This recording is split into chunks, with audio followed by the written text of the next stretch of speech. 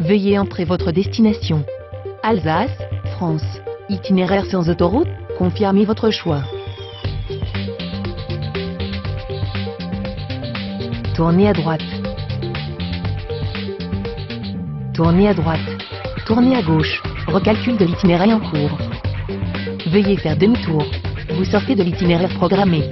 Tournez à gauche. Itinéraire hors carte. Itinéraire hors carte. Itinéraire hors carte. Vous sortez de l'itinéraire programmé. Bienvenue en Alsace. Alsace, plus petite région de France, terre de Gutenberg, Rouget de l'île.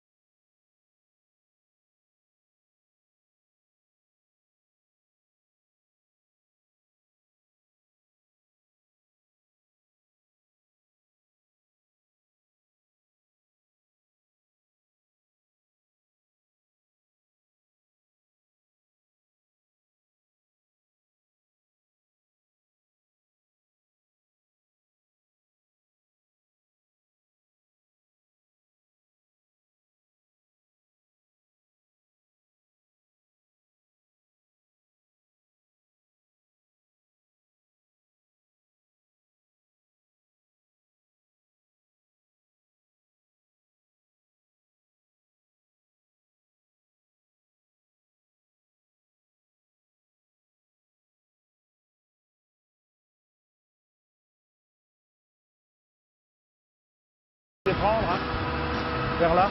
On déplace, on enlève le nid, on met en place d'autres nids qui sont sécurisés avec une corbeille, avec tout ce qu'il faut, que l'on garnit avec les écoles.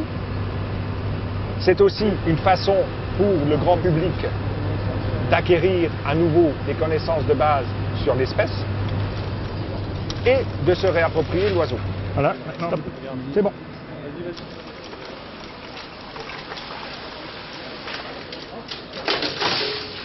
Voilà. La cigogne n'a pas été réintroduite pour le touriste, elle a été réintroduite parce que la population de cigognes a bien failli disparaître, donc l'emblème de l'Alsace a bien failli disparaître. Et ça, aucun Alsacien ne le voulait. Ici, nous sommes à Mayenheim, où lorsque, en 87, on a remis ce nid en place, cette petite dame qui avait 84 ans m'a dit « Ma meint, Wald ist noch einmal in Ordnung ». Et Schwitter in Ordnung, ça veut dire que j'ai l'impression que le monde est de nouveau en bon état, les cigognes sont de retour. J'ai perdu mon mari à Stalingrad, il était malgré nous là-bas. J'ai perdu mon fils qui a disparu. Et moi, j'allais tout doucement depuis ma petite chambre, je voyais le nid de cigogne qui était également déserté. Et maintenant, elles reviennent. Elles revivaient. Ça, c'est la vraie réponse de ce que représente la cigogne pour l'Alsacien. Donc la cigogne, elle appartient aux Alsaciens. Elle n'a pas été réintroduite pour faire beau, mais elle a été réintroduite parce qu'elle faisait partie réelle, parce qu'il manquait quelque chose à l'Alsace. En fait, en Alsace, la cigogne habite avec nous. Il ne faut pas oublier qu'en Alsace, la cigogne est protégée depuis 1854. Et puis, il faut aussi que la cigogne elle-même sache qu'il y a des endroits où ça pose un problème de sécurité, où ça pose un problème aussi de salubrité, etc. Qu'est-ce que tu en penses ? Ça, c'est une des cigognes qui a choisi de rester là parce qu'elle fait partie du programme de réintroduction. C'est une cigogne qui a déjà plus de 15 ans, donc oui. Elles sont sédentarisées, alors que sa partenaire, elle est partie en migration. Ça vit jusqu'à quel âge une cigogne? Écoutez, j'en ai une l'année dernière, elle avait 32 ans. C'est un peu la gêne calmant aussi, c'est exceptionnel. Oh non, c'est pas. Non, j'en ai connu d'autres qui avaient 35 jusqu'à 38, 39 ans. Oui, c'est le plus âgé.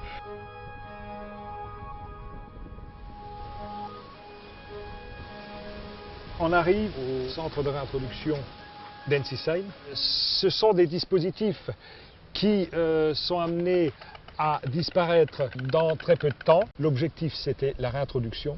C'est une phase de l'opération qui maintenant est terminée et nous passons maintenant à la gestion beaucoup plus des populations de cigognes en harmonie avec l'homme et avec le milieu. C'était ce qu'on appelle le système des enclos, qui consistait à sédentariser des jeunes cigognes pendant 2 à 3 ans en enclos et après de les relâcher, ce qui crée une population d'oiseaux libres mais sédentaires, à partir desquels les jeunes migrent à nouveau.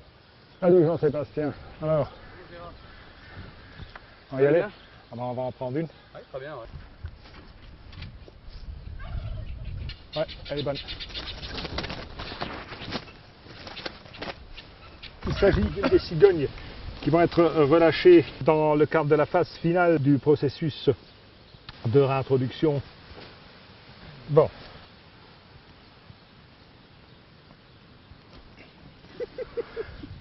Mais quoi? Je vais pas me faire bouffer, non? Oui, non, c'est juste ça me fait rigoler. Ça lui fait rien du tout. Elle est tellement surprise qu'elle bouge plus. C'est juste ça. Où est le problème? Elle a l'air stressée, là. Elle va être toute contente d'être sortie. La sensiblerie, c'est pas ça qui apporte du bien aux animaux, croyez-moi. Donc, on va me faire tuer, elle est obligée d'écrire des courriers et des machins d'explication à des mecs qui n'y connaissent rien en cigogne. Non, mais c'est quoi ça? On est parti. Je la tiens. Non.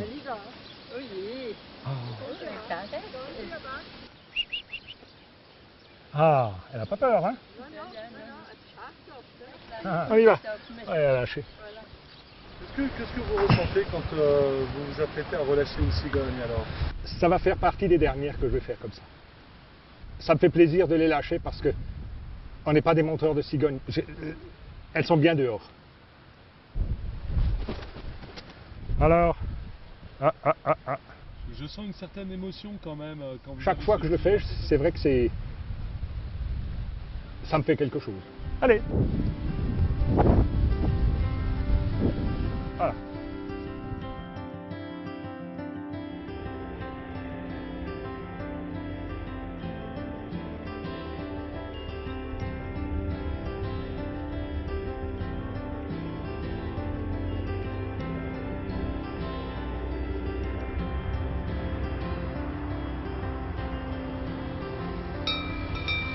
Vous êtes arrivé à la ferme auberge Calem de Vessen. Lutenbar sur Munster, au Rhin.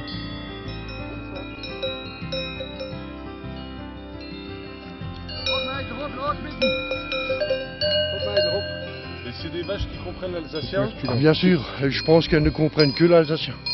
C'est vraiment une vache adaptée à notre climat, à notre pays, hein, parce qu'on a pas mal de pentes aussi. Hein. Les vaches montent maintenant dans le pré du Haut. Et voilà.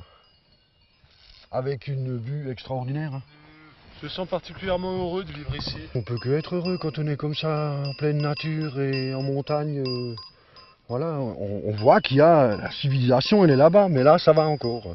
Ils viennent un peu le week-end, et après, on est de nouveau un peu tranquille. Qu'est-ce que c'est que ces cloches alors? Ça, c'est les cloches qu'on met tous les jours. La plus grande, c'est la plus grande vache. Celle qui a le son, le plus beau son, ça va être la meilleure laitière. Il y a plein de petites choses comme ça où chaque vache aura une cloche spécifique à elle. Comment tu as appris à faire le Munster Ça s'apprend de père en fils, hein, voilà. Grand-père déjà. Moi, je suis la 4e génération. On apprend ça sur le tas.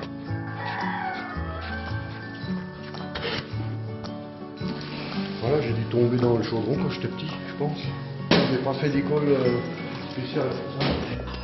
Quand on boit comme ça, c'est facile de faire du fromage. Après, il y a plein de choses qui vont prendre le temps, le froid, le chaud, l'herbe, tout, il faut tout savoir.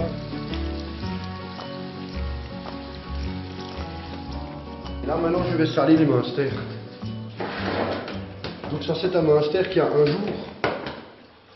Ça nous fait à peu près 500 grammes de fromage et 5 litres de lait pour faire un Munster. Hein. Alors pourquoi le Munster sent aussi fort? C'est en fait ce que mangent les vaches, hein, la bonne herbe, tout ça, qui rend ce fromage effectivement un peu odorant, mais un bon fromage il doit puer. Et en alsacien, wenn der Kaas nicht stinkt, ist er nicht gut. Donc on a laissé reposer. Maintenant, le cahier est à point. Je vais le couper avec mon sabre à lait, on appelle ça.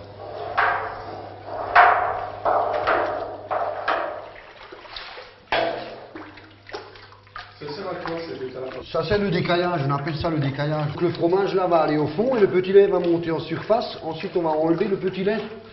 On va le donner au cochon, ça c'est très nutritif, c'est très bon. C'est très bon aussi pour nous. Si vous avez des problèmes de constipation, 2 verres de petit lait. Est-ce que ça va être un Munster réussi? Voilà, c'est pas toujours évident, hein, les cahiers ne répondent pas toujours comme ils voudraient, mais là ce matin il est extraordinaire. C'est très bon signe. Donc voilà, messieurs, maintenant on va mettre ce magnifique barricas dans les entrailles de la maison, faites dans la cave. Et là, on a donc le Münster, et là, on va voir à différents stades. Donc ça, c'est un Münster qui a 7 ou 8 jours. Et puis, au fur et à mesure qu'on va avancer, vous allez voir, il va prendre de la couleur. Et là, le Münster est à cœur. Regardez celui-là. Crémeux, moelleux. Donc là, on a les petits fromages aux herbes qui sont à leurs différents stades. Regardez, le plus mûr, hein. La crème est cachée en dessous. C'est un délice quand on coupe ceux-là. On a au poivre, au cumin, à l'ail de l'ours, à la fleur de sureau. Ça dépend de mon humeur, quelle herbe je mets dedans. Hein. C'est qui t'a appris à faire ça? C'était pas trop la mode chez nous de faire aux herbes. Voilà, on est ici, tradition, paf, on fait du Münster et du Barricas, point. Après, à force de faire du fromage, je fais des petites expériences, j'essaye. Il faut aimer faire ça, hein. Et j'espère que quand je serai vieux, je pourrai faire plus que ça.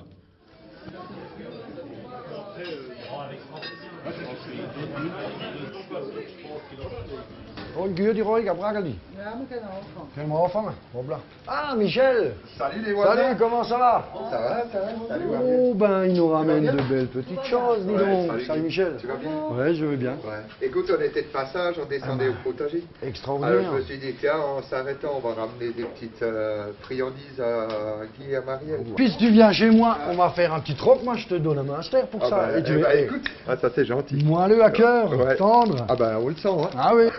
Hop là, prima. Ah bah, Wunderbar. Dat Régalez-vous. gaan we dire non. Ouais. Vous êtes en route pour aller au potager biodynamique de Michel.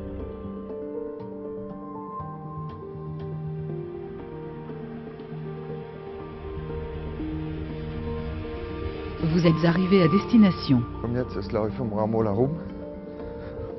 Und schauen, was wir gut geht. Vous n'étiez pas prédestiné à devenir un paysan montagnard. J'ai toujours voulu être paysan et j'ai constaté qu'au fil du temps, la passion de l'agriculture prenait le dessus sur mon métier alimentaire.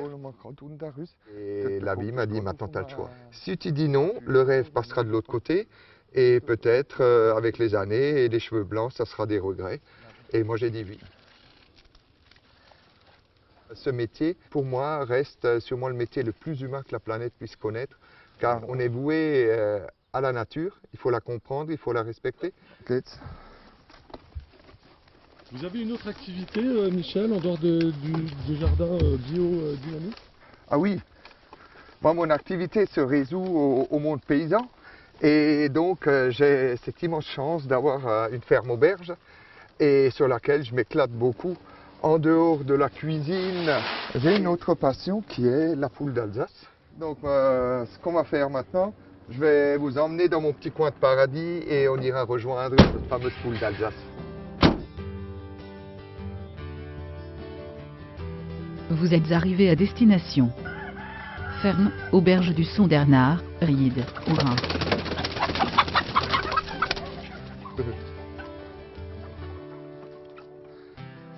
Was ich spiele? Tschüss, bébé. C'est quoi cette poule, Michel? C'est une poule à croissance lente qui demande du temps. Et il faut lui laisser ce temps-là pour grandir. Donc un sujet chez nous, avant qu'on l'abatte, il a 11 mois. 11 mois en pleine liberté dans la nature, avec une alimentation liée qu'aux céréales bio et les restes de la cuisine. Alors, voilà. Je vais vous en montrer une de cette année, qui est née au mois de mars. Alors voilà, ça c'est une petite poule d'Alsace. Là on est dans un coloris noir. Vous pouvez voir qu'on a de la bleue aussi et de la dorée.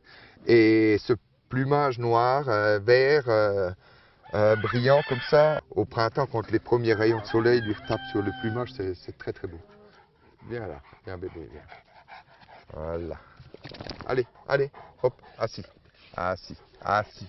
Voilà. Ma philosophie de vie que j'ai adoptée et avec laquelle je me sens très à l'aise me demande systématiquement de créer quelque chose pour le partager. Pour moi, c'est un mode de vie, c'est comme ça, voilà. On n'emmène rien, on est propriétaire de rien, on ne fait que l'utiliser.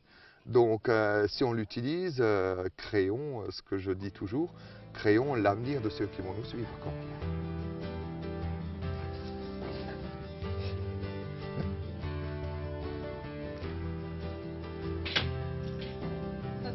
Bonsoir. Oui, bonsoir.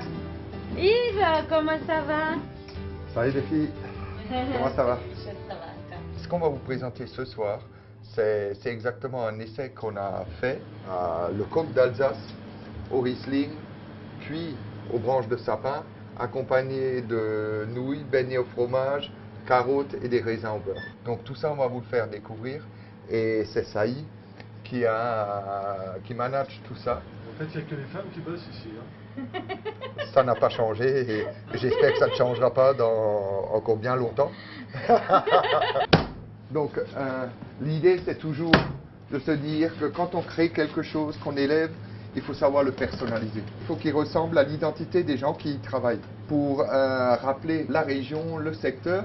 Et il ne faut pas que ça devienne une copie banale de ce qui existe déjà, mais qu'on ait mis notre âme dans un produit. En faisant ça, on rajoute juste de l'histoire à l'histoire et par ce biais-là, on fait vivre des traditions. La tradition, c'est quelque chose de riche, mais si on la laisse au fond d'un placard, elle va prendre de la poussière, les mythes vont s'installer et un jour tout ça, ça va disparaître et on ne connaîtra plus rien.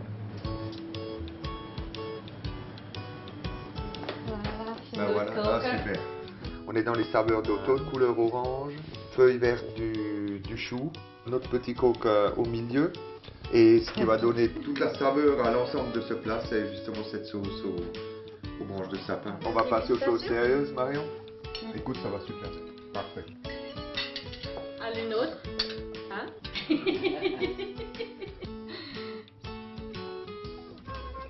Veuillez entrer la prochaine destination. Strasbourg 82 km.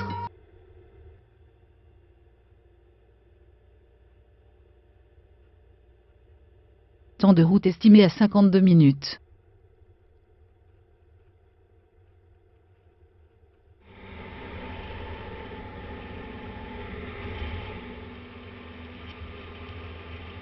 Vous êtes arrivé à destination. Strasbourg, capitale européenne, classée au patrimoine mondial de l'UNESCO.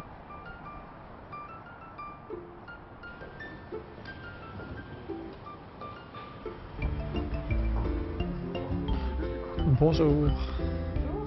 Bonjour.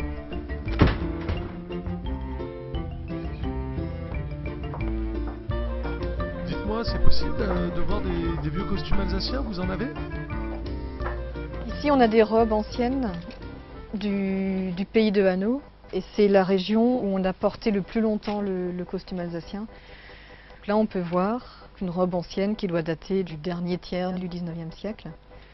Et donc c'est ce genre de tissu qu'on essaye de retrouver aujourd'hui. Ce ne sera jamais exactement la même chose puisque de toute façon les machines qui tissaient à l'époque n'existent plus. Le fil de toute façon n'est plus le même non plus, mais au moins de retrouver le mieux possible les couleurs, les motifs et un peu la texture si on y arrive. Qu'est-ce que c'est que ce bonnet, Jean-Luc? Dites-nous. La coiffe d'Alsace, comme vous l'entendez, vous les Français, c'est-à-dire qu'en Alsace, on est une toute petite région. Mais il faut toujours être très précis quand on parle de coiffe, de costume, dire où on est et à quelle époque. Puisque même dans le monde paysan, la mode change. Par exemple, la coiffe à grand nœud que vous connaissez tous, ce grand nœud est déjà très tardif, puisque elle a évolué, comme toute la mode. Donc là, vous avez la même coiffe vers 1820, la même coiffe dans la même région vers 1870. Donc tout a changé. Avant, ils étaient très très colorés, comme celui-ci ou celui-là. Et après, ils sont devenus avec un velours légèrement décoré.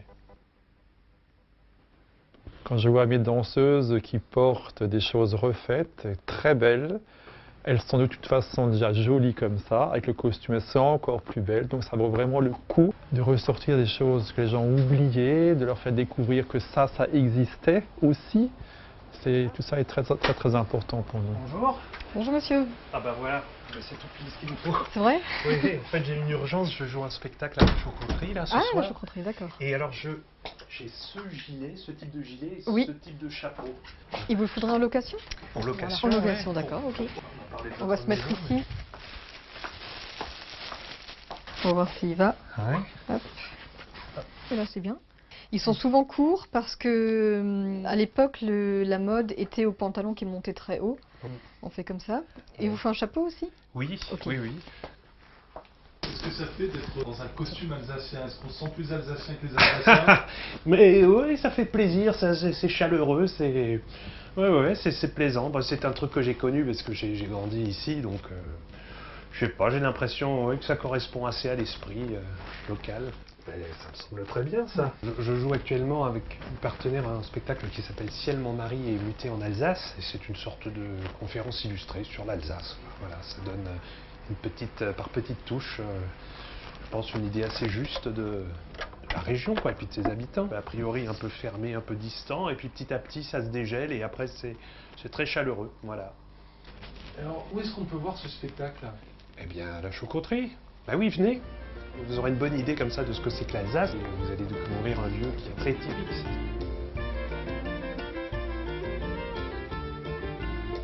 Monsieur Roger, dont je vous ai parlé au magasin.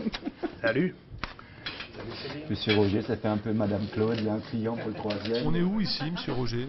C'est un endroit qui s'appelle la Choucroterie pour une raison relativement logique, c'est que c'était la dernière usine à choucroute de Strasbourg. Jusque dans les années 80, par le porche sortait une choucroute qui était, paraît-il, exceptionnelle. Et quand j'ai cherché un lieu pour me poser, je suis tombé là-dessus. Et donc, j'étais à l'aise tout de suite. Je savais que c'est là que je devais m'installer. Ne t'inquiète pas, chérie, je suis sûr que c'est très joli. Oui, mais une fois qu'on aura mangé une choucroute à la Cronenbourg sur la terrasse d'une maison à Colombin, on aura tout fait. On sait même pas parler l'allemand. Comment tu veux qu'ils nous comprennent? D'abord, ils ne parlent pas l'allemand, mais l'alsacien. En plus, il paraît que c'est un dialecte qui se perd. Oh bah tant mieux. Être frontalier, vous pensez que c'est quelque chose qui donne vraiment un cachet particulier à l'Alsace? La vallée de Münster a été peuplée par les Suisses, la vallée de Lille a été peuplée entre autres par des gens de Forêt-Noire, il y a des gens de partout. Après la guerre de 30 ans, il n'y avait pratiquement plus personne de vivant. Donc il y a ce mélange, ce puzzle de culture qui fait l'Alsace, qui fait qu'on est les plus grands bâtards de l'Europe, au sens positif, le plus grand mélange en tout cas de l'Europe, qui fait qu'on a un système immunitaire, un système d'autodéfense, qui fait qu'on pratique l'autodérision. L'Alsacien a un grand sens du ridicule. Ce qui me dérange, c'est pas que les gens me prennent pour un imbécile, c'est qu'ils croient que je m'en aperçois pas.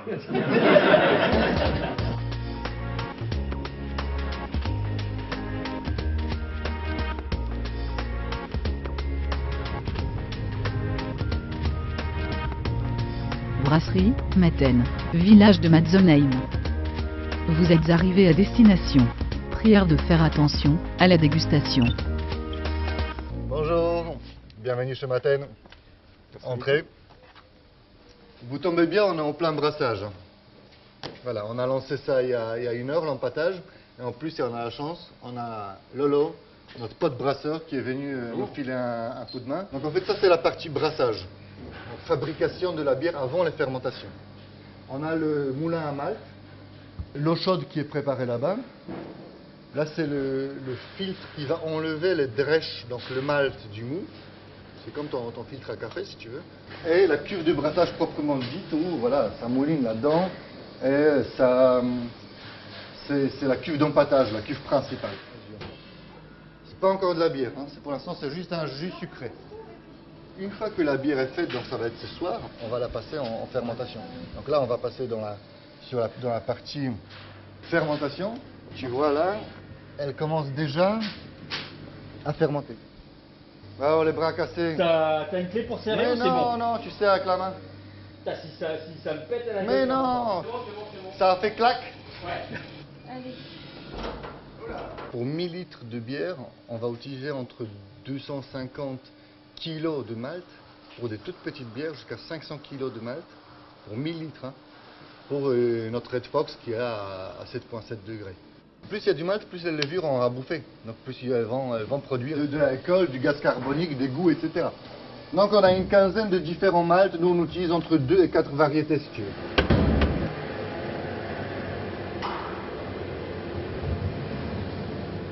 Entrez.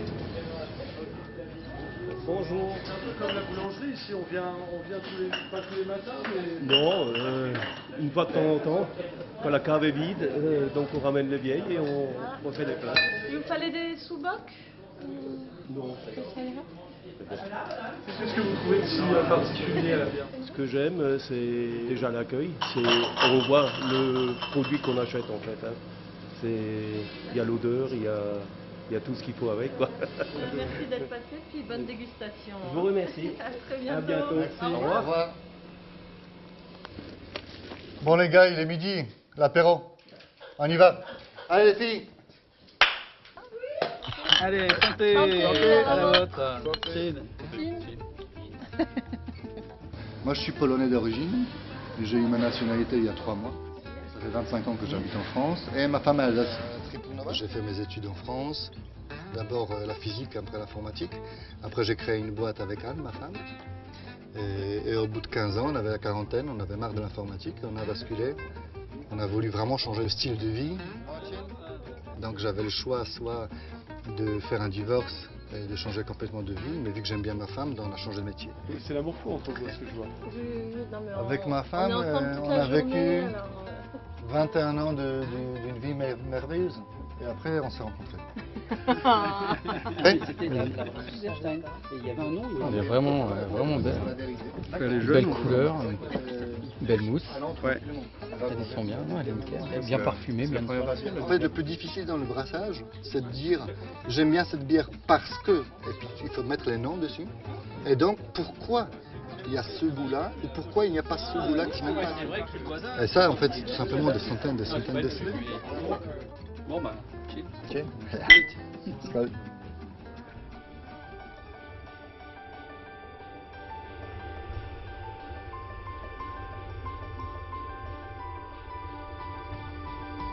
Vous êtes arrivé à destination. Quartier de la Petite France, Strasbourg.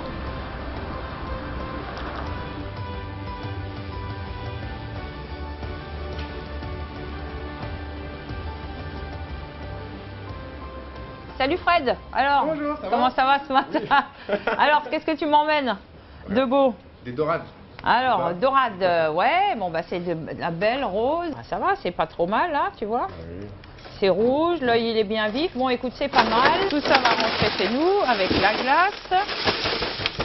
Et voilà. Bonjour, dites-moi qu'est-ce que c'est que tout ce poisson? Ah bah voilà, c'est la marée du jour. Hein. On a fait rentrer un peu de bar, un peu de dorade, là, un peu de dorade rose, hein, du pag, turbo. Et donc c'est ce qui va... Il n'y a pas de viande chez vous? Ah non, zéro viande, hein, zéro viande. Hein. Que poisson. Uniquement poisson, poisson. Hein. Poisson placé au cœur de la petite France, où il y a de la choucroute, mais bon. On pourrait visiter un petit peu, vous pouvez nous faire visiter un petit peu? Oui, bien sûr. Par l'entrée des clients ou vous préférez l'entrée des artistes? Ah, les artistes. Ah, l'entrée des artistes, oui, bon, on va passer par là. Donc là, on traverse la cuisine et on arrive dans la salle de restaurant que vous allez découvrir et vous allez savoir pourquoi poisson, parce que bateau.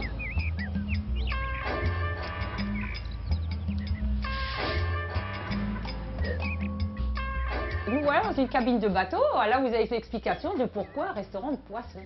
On a marié notre amour, moi des poissons et de la cuisine de poissons, et mon mari et l'amour des bateaux et de la mer.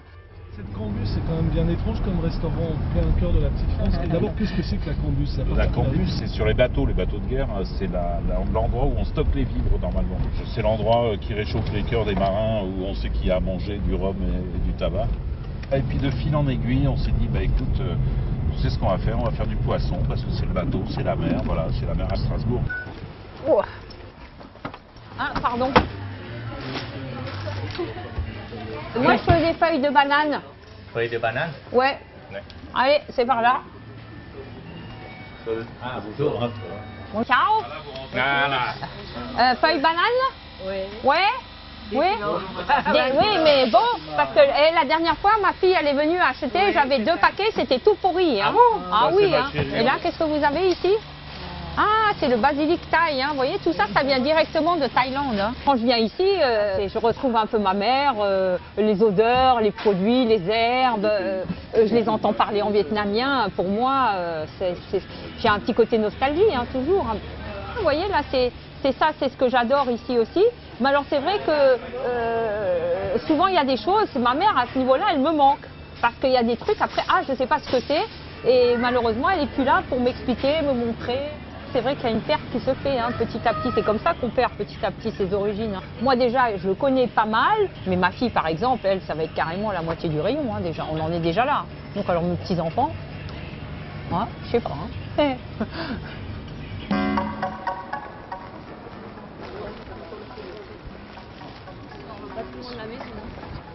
Il y a 10 ans, je suis allée à l'école communale des filles, là-bas, qui était sur le quai. C'est l'époque où on interdit aux petits Alsaciens de parler l'alsacien.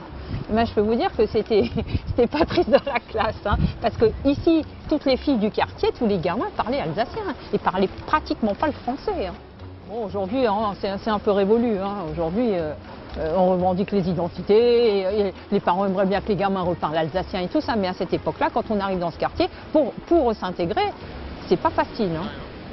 Et puis il y a beaucoup d'immigrés, bien sûr, il y a beaucoup d'Algériens, il y a des Italiens, il y a des Espagnols. Il y avait une richesse multiethnique c'était extra. Et puis pour nous, c'était super. Je veux dire, quand nous, on est arrivés à Strasbourg en 64, il y avait presque pas de Chinois. Enfin, les Chinois des Asiatiques, on va dire, on était les seuls. Hein. On était vraiment les seuls. Hein.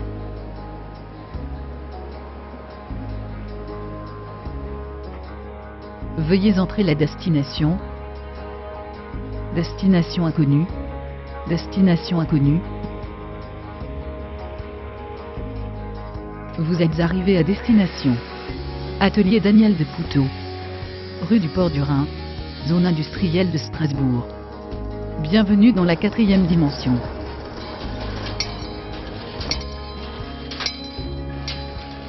Là, c'est pas merveilleux, ça marche. Quelle est cette étrange, Daniel? C'est une horloge. Je suis en train de mettre les pendules à l'heure et de retrouver le premier système d'horlogerie qui a été créé. Comment ça marche une horloge? Suivez-moi, on passe de ce côté-là. Les premières horloges, il y a une seule aiguille. C'est le cadran qui tourne. Oh, vous sentez comme on va vite? Ouh là là là là, cette accélération spatio-temporelle. On va vite reperdre le temps qu'on a gagné. Non, regagner le temps qu'on a perdu. Enfin, je ne sais plus très bien. Mais on va remettre ça à l'heure. Ouais. Donc une horloge marche avec à l'énergie propre, à savoir avec un poids moteur que voilà, hein, qu'on remonte. En plus, vous vous rendez compte, l'horlogerie, ça crée de l'emploi. On voit ce poids qui est relié à une corde qui vient tirer sur cette grande roue. Et c'est ça l'invention de l'horlogerie. Invention assez tardive dans la marche de l'humanité, hein, au XIIIe siècle, on ne sait pas trop par qui, semble-t-il peut-être par un moine chinois qui devait s'ennuyer grave à la messe. C'est une machine, c'est plus ou moins aussi une œuvre d'art. Elle est sensible, elle est un peu émotive. C'est un espèce d'organisme presque vivant qui réagit. Suivez-moi. Je vous emmène à l'étage. Nous sommes accueillis par voilà. Bonjour. Et puis par quelques amis. Allons, on a de la visite.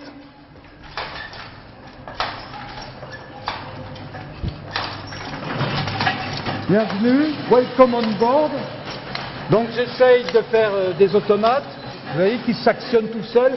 J'essaye de la magie aussi, regardez par là. Vous voyez cette sculpture-là, allez, marche, ondule, bouge, vas-y, oui, très bien. Marche, ondule, j'ai dit. Bouge, move, oui, allez, très bien. Allons-y, envoyons les danseuses. Allons-y. Envoyons du son. Attention, derrière vous. Arrêtez de vous battre, arrêtez. Là, là, là. Tout peut-être. Stop. Là, ici. Il aime beaucoup qu'on le gratouille sous le cou comme ça. Et il est gentil. Très bien. Allez les gars, on a de la visite. Et que ça bouge. Bravo. Ah, ils sont contents de vous voir. Regardez. Oh là là là, oh, ça y est, c'est la folie. Oh là là là là, je ne maîtrise plus rien.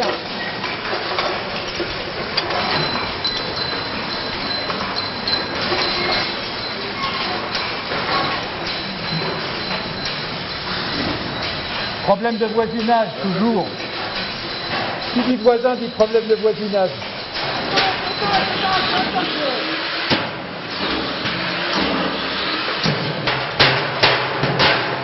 Couchez.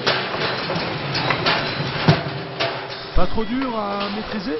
J'ai effectivement des fois l'impression de pas tout maîtriser, et il y a certaines machines dont je suis pas sûr que ce soit moi qui les ai faites. Je décline toute responsabilité. Par exemple, je n'ai pas le souvenir d'avoir fait celle-là. Elles ont dû s'auto-reproduire dans le... Je sais pas très bien ce qui se passe la nuit ici. Du calme, du calme. On est venu en amis.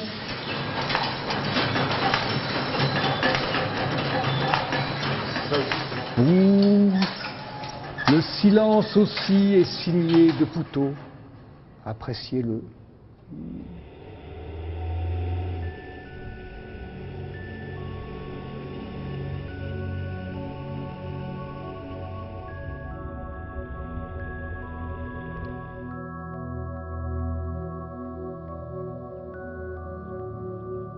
Mont-Saint-Odile. Vous êtes arrivé à destination.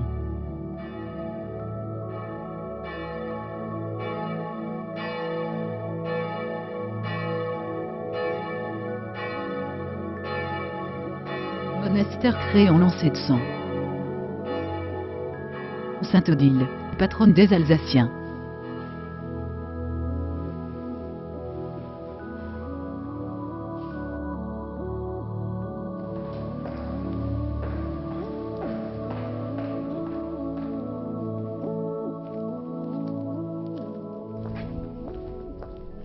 Vous nous emmenez où là, mon père?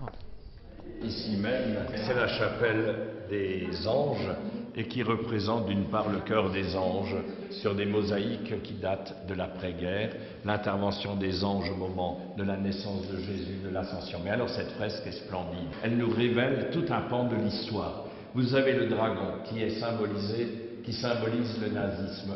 Sous la pointe de la lance, vous avez Adolf Hitler, caché dans l'aile du dragon, qui naturellement est vaincu. Cette victoire des forces alliées, symbolisée par le drakkar, dont le drapeau bleu, blanc, rouge signifie la nation française, et l'Alsace naturellement, qui est, avec son nom, pris dans la tourmente, dans le malheur représenté par la couleur noire. On a tout un résumé de cette page qui a valu à nouveau à l'Alsace de retrouver sa liberté et sa grandeur. Je crois que la méconnaissance de l'âme alsacienne a conduit à mépriser l'Alsace. Paris nous a vendus, au moment de la guerre de 1870, comme monnaie d'échange.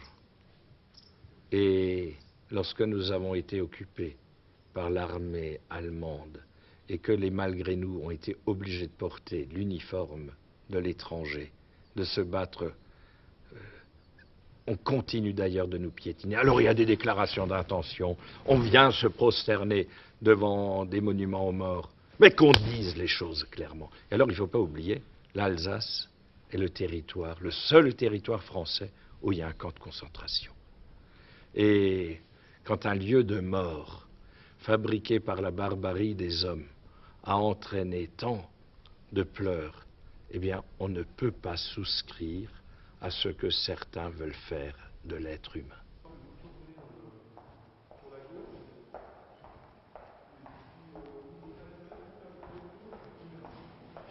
Comment c'est arrivé cette vocation, mon père? Oh, mon Dieu, quand j'étais gamin, je voulais être soit pape, soit paysan ou restaurateur. Et alors, bon, nous avions une vie de famille qui était une vie de famille habituelle pour les Alsaciens, avec une vie de prière, une spiritualité. Et j'avais été séduit par la simplicité, par l'humilité de Albino Luciano. Il meurt, je fiche le camp du cours d'anglais contre l'autorité du prof, j'ai sonné le glas, je me mets à genoux devant le maître-autel et je dis, si j'ai le baccalauréat, j'entrerai tout de suite au séminaire. Et puis voilà qu'un jour l'Église m'a appelé, m'a ordonné, et je suis un prêtre heureux.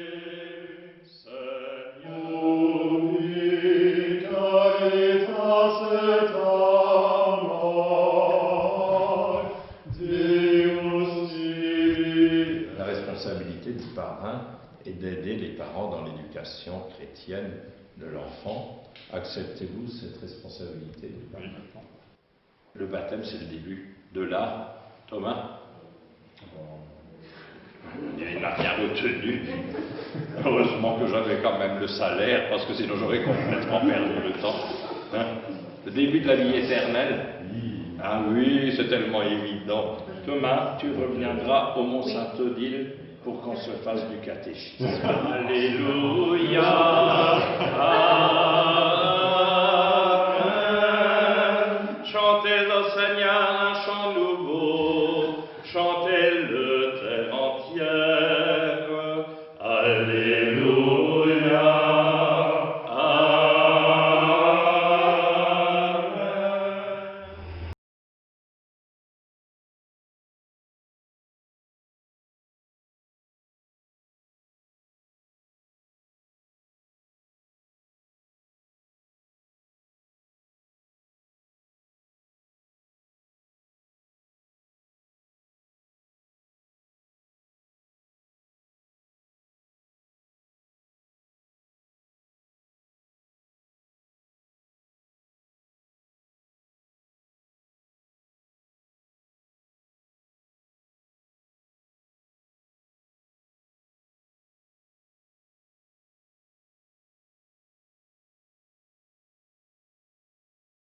A toujours existé puisqu'il a été planté à Guebwiller par les Romains.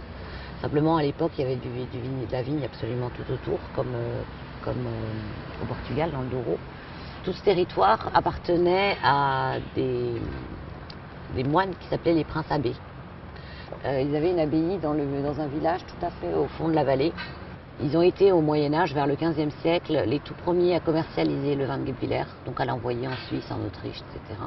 Et comme le vin était régulièrement volé en chemin, parce qu'il avait déjà visiblement une bonne réputation, ils ont été les premiers à marquer leur barrique. Donc aujourd'hui, notre gamme classique de vin, qui n'est pas grand cru, s'appelle les Princes Abbés, en hommage à toute cette période. Le premier Schlumberger est arrivé en Alsace en 1426. Et c'est vraiment en 1810, mon ancêtre Nicolas, qui était dans une partie industrielle textile, s'est installé à Guebwiller. Et puis c'est vraiment en 1920, mon arrière-grand-père Ernest Schlumberger, qui, suite au phylloxéra et à la Première Guerre mondiale et 50 ans d'annexion allemande, il a amené le vignoble de 40 hectares aux 140 hectares que l'on a aujourd'hui. Donc ici, on est dans un musée vivant de la vigne. Il s'agit en fait de montrer aux promeneurs la vigne telle qu'elle était autrefois. Ici, des pieds de vigne plantés comme à l'époque romaine. Donc la vigne, à la base, c'est comme du lierre, ça poussait autour des arbres. Les Romains se sont rendus compte que ça donnait des fruits.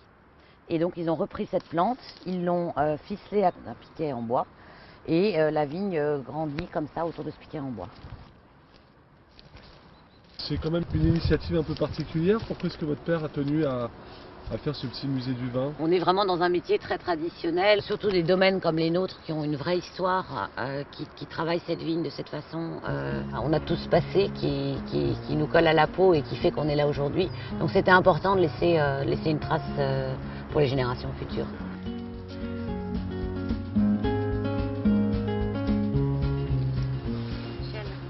Bonjour Séverine. Comment ça se présente?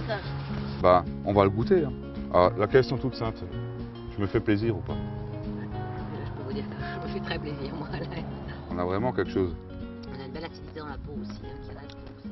Une très belle fraîcheur liée au cépage, hein, Riesling. On a encore un beau fruit frais. Par contre, on est à 2 doigts des vendanges là. Donc ça, c'est une parcelle qu'il va falloir ça encore récolter vendredi pour rester dans quelque chose de frais, de croquant, un beau Riesling sec.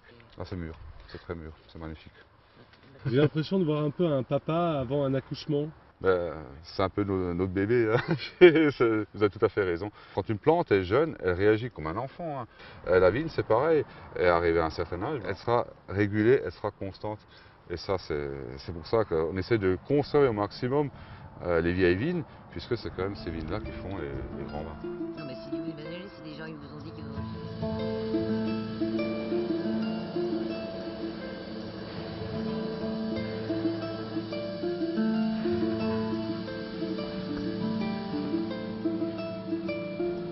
Alors la naissance d'un vin, ça se fait comme ça. Ça se fait là-dedans, dans ces petits récipients-là, qui font 13 700 litres, hein, avec lesquels on travaille depuis des générations. Il y a une odeur qui est extraordinaire, ça sent la vanille, ça sent des arômes de vieux vin, de brandy, de sherry.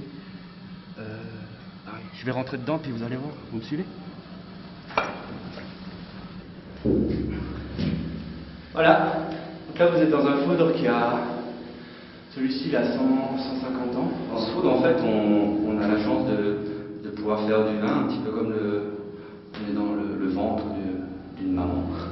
Pourquoi c'est important pour le vin qui grandisse là-dedans, qui mûrisse là-dedans? L'avantage de travailler dans du bois, pour nous, au domaine, c'est de faire vraiment ce qu'on appelle des élevages. Donc nous, on n'est pas pressé par le temps et on peut garder nos vins plusieurs années sur le lit. Donc ce sont les sédiments des levures qui vont se déposer au fond. Dans le bois, comme il y a toujours un échange gazeux qui se fait avec l'extérieur, vous allez avoir des arômes qui restent fruités, qui restent sur le cépage.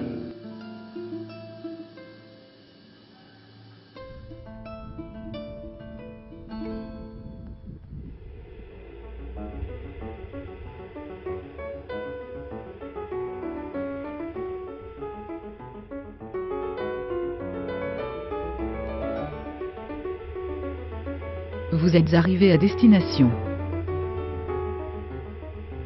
Village de Saint-Hippolyte. Fête du vin nouveau.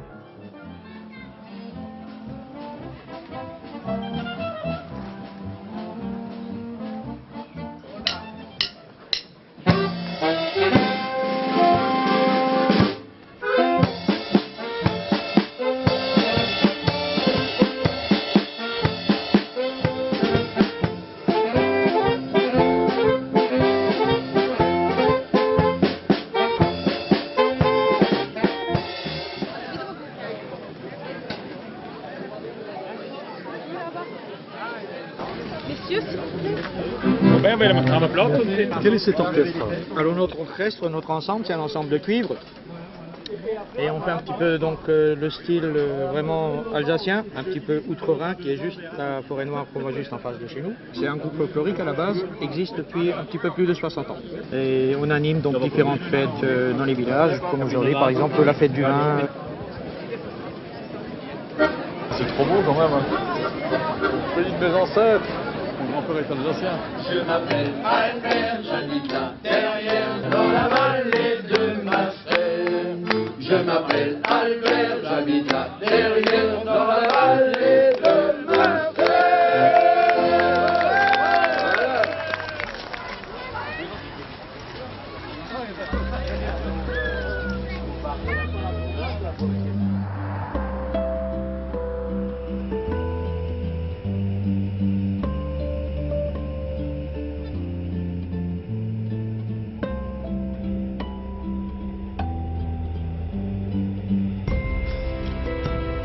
Vous êtes arrivé à destination. Grand Ride, dernière étape de votre voyage.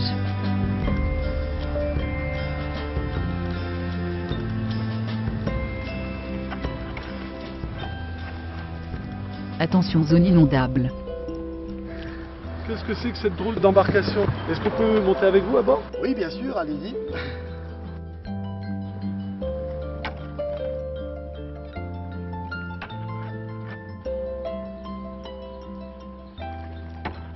On est dans le centre Alsace, dans ce qu'on appelle le Grand Ride. Donc ça allait grosso modo de Colmar au sud jusqu'à Erstein au nord, et entre la rivière Lille là et le Rhin. Et donc c'est un endroit en fait qui est régulièrement inondé par cette rivière. Donc en fait c'est une vaste zone inondable. Hein. Comment ça vous est venu cette passion pour ces barques à fond plat? Alors moi j'habite au bord de la rivière depuis tout petit, j'ai jamais quitté mon village. Hein, donc je suis tombé dans la rivière quand j'étais petit. Et puis donc j'y ai pris goût très rapidement.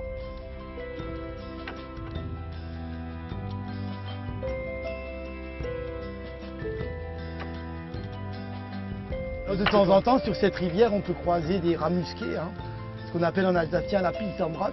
Jusqu'en 1950, ici dans le village, c'était un métier que de capturer le rat musqué. On recevait même une prime avec le nombre de queues que l'on présentait, hein, 1 franc de la queue. Et vous savez combien de rats musqués il fallait pour faire un manteau de fourrure? 70. Hein.